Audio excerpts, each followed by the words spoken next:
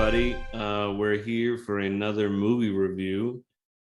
This whole intro is going to be pretty quick on this one. I'm going to be watching the new movie Dune. I'm a giant fan of the book. I even really like David Lynch's weirdo 1980s version, even though it's pretty deviated from the book and its content. I think it's one of the greatest sci-fi novels ever written, and I don't think that's even crazy to say. I think a lot of people would say that.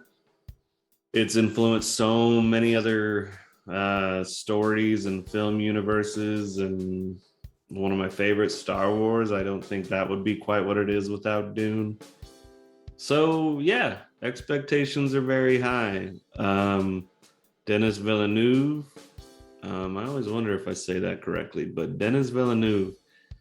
I love his movies, some more than others, but they're all beautiful looking, very well acted for the most part. I can't really think of one that doesn't have great acting. So yeah, expectations are pretty big for this. So I'm going to try to temper them reasonably, but I'll be back in a moment with my actual thoughts on the movie. I think I'm going to actually watch it at home. HBO Max. It's right there, and I don't have a lot of time to get to the theater this week. I think I'm still gonna go try to see it in the theater, but first time is gonna maybe be at home. So I'll see you on the other side. Well, we're back. This is actually a couple days later from the intro, but I watched Dune, and what can I say? It was an incredible movie. I'm all for it. I loved it. I was actually catching myself halfway through the first viewing, kind of like, am I enjoying this as much as I am? Like I was almost like cynically trying to attack my own love of the film because I was like, I don't think I've enjoyed a new movie quite as much as this in a long time. I love things like Star Wars and big epic franchises like that, the Marvel movies. But even as I watch those, and I do love them, it's always filled to the brim with little moments of like a groan moment, or like a weird bad joke, or an odd jump, weird action sequence, weird CGI. And in this, I was just blown away by how beautiful of a movie it is. Once again, Denis Villeneuve, I hope I'm saying that last name right. I'm going to definitely learn if I'm doing it wrong. Seems like everything he puts out, Arrival, Blade Runner 2049, Dune, Sicario, like they're all beautiful films. So I would like to do a little more research and figure out if it's the same cinematographer he always works with or how much hand he has in it. But that is like perhaps my favorite element of this movie is just the cinematography, costume design. Everything is gorgeous. Let's see here. The acting, solid. I really enjoyed Duncan Idaho, Jason Momoa. That was like maybe the one in the trailer where they were like trying to put jokes into him, and I was like, oh no, are they gonna make him all like jokey, like blah, blah, blah. But he comes with low-key jokes, and he's very lovable. He's perhaps one of my favorite characters of the whole thing.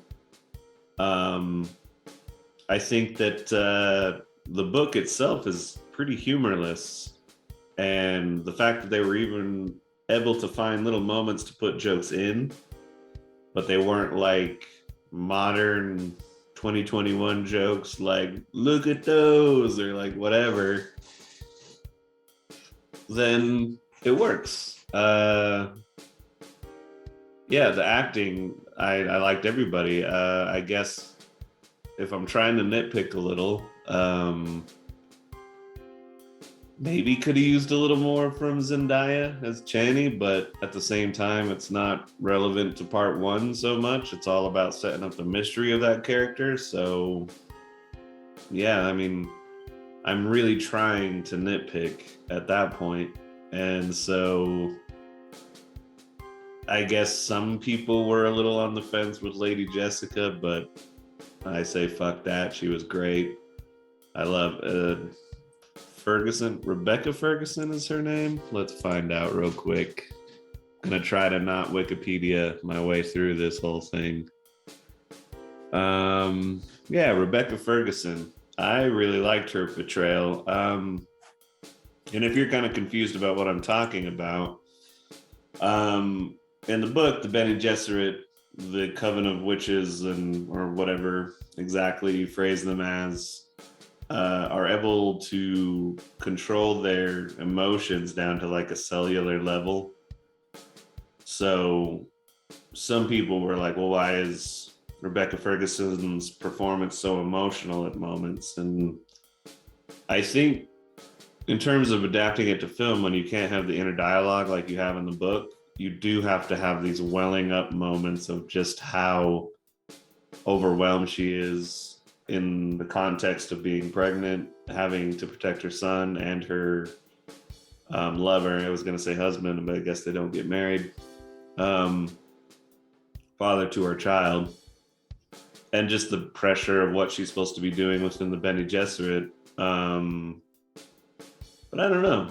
If you have an opinion on that, viewing this, I'm more than happy to hear it. I read the book and I never really read them as being emotionless or, like controlling emotions to just be stone-faced, but maybe that's a misreading on my part or whatever. But it didn't take me out of it at all. And I thought her performance was great. And just the fact that she could go from moments of like welling up emotion to coming through the door and then having a straight face, like, it seemed like she controlled her emotions just fine.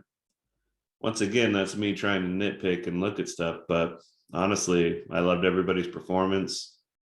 The Harkonnens were creepy. Really liked that. I wanted a little more of that, but I was very happy with what I got.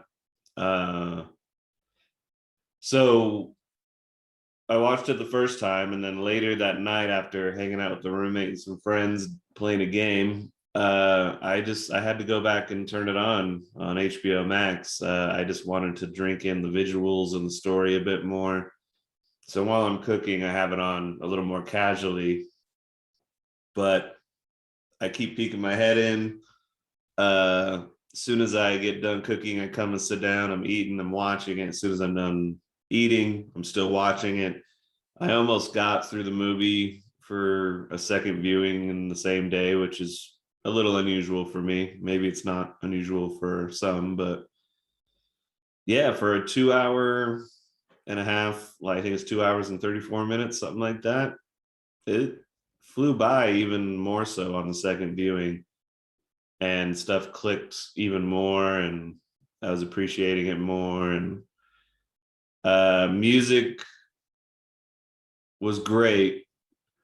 It wasn't perhaps quite as recognizable as, only in the sense of like you learn the theme and then it develops as the film goes along, and by the time it's done, you know your themes and you remember it. I don't know if that quite clicked as much with me watching this. I did like it a lot. It's just that walking away from it, I don't have a theme running in my head from it.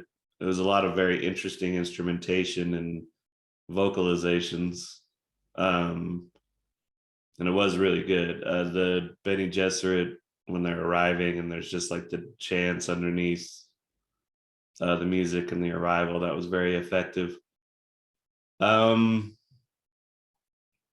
Yeah, honestly, I loved every element of this. The story, if I'm thinking of a particular kind of viewer, maybe this is going to be a little boring for the casual moviegoer, but as a movie lover and a lover of the book and more adult cinema, if I can use the term, I say fuck that. Watch it. It's great. It's yeah, it's more adult. You're not going to have crazy, wacky action sequences. Like, I mean, it has its action moments for sure. It's not like it's all dialogue for 2.5 hours, but it's more subdued. I don't know. It's more character based, I guess is a way to put it. I don't know. It's just filled to the brim with stuff I love. So I was very impressed with this movie. Good job to the whole cast, to the director, Denis Villeneuve. Can't wait for part two. I think it has been greenlit officially as of the moment I'm recording this. And despite my little nitpicks, I'm going to give it for now, it's a 9.5 out of 10. That 0.5 will fluctuate on repeat viewings. It might end up being 9, might end up being 10. Perhaps I'll watch it a bunch and really get used to it and really start picking it apart like I do with many things I love. And, I'll come up with something that's a little lower, like an 8, but it would never go below 8 for me. And I'm thinking it's going to be staying up at a 9 or a 10. There's just too much to love here. And I really hope part two keeps up that standard. And so, if nothing else in the Dune universe, we have a great first book adaptation. And then on the other books, maybe they switch directors, the budget goes down, fluctuates, whatever. It's a TV show. And get a little more experimental or something. But this is a reverent, respectful adaptation to Dune the book. I still love the David Lynch 1984 version, but that shit is wacky. This one is like, that's closer to what I pictured in my head when I read the books and listened to the audiobook. So go see it in theaters, watch it on HBO Max, keep it on repeat. Let's make sure that we get part two and even more, because I love this universe. Thanks for showing up at this review. If you enjoyed it, please hit the like and subscribe button. And I'll be back for another movie review at some point in the future. Ta-ta!